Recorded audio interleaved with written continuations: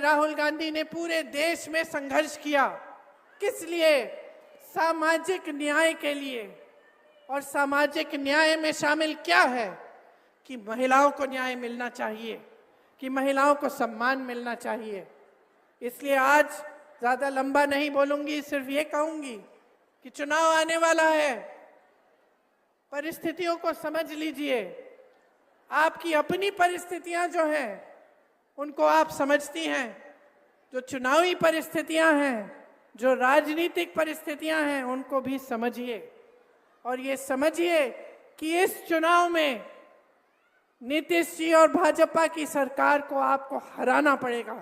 अगर आप सम्मान चाहते हैं, अगर आप न्याय चाहते हैं, तो एक नई सरकार बिहार में बनानी बहुत ही जरूरी, बहुत ही महत्वपूर्ण है। हमारे गठबंधन ने तय किया है कि जो जरूरतमंद महिलाएं हैं उनको 2500 रुपये हर महीने मिलेगा।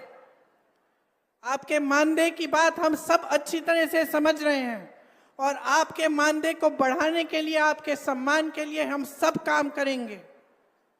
आपने यहाँ मंच पे कई महिलाओं ने अपने बच्चों की स्वास्थ्य की बात की।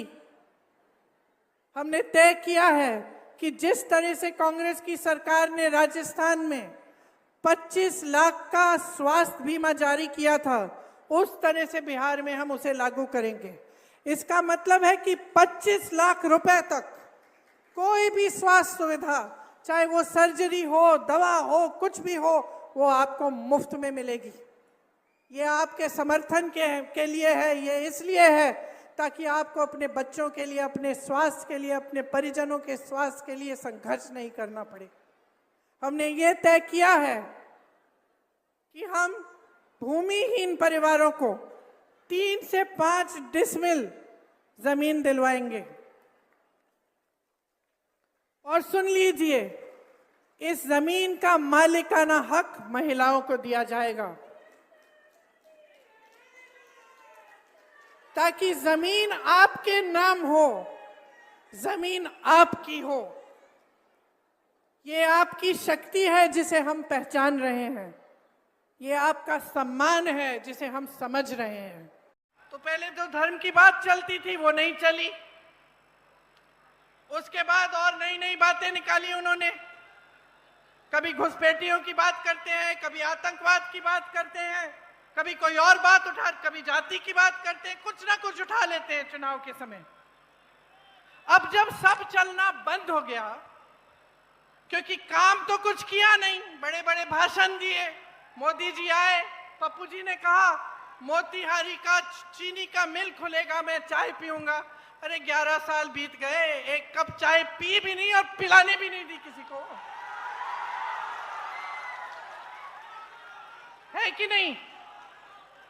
तो अब वो सब नहीं चल रहा है, खोखले भाषण नहीं चल रहे हैं, धर्म की बातें नहीं चल रही हैं, लोगों में फूट फैलाना नहीं चल रहा है। अब क्या करें?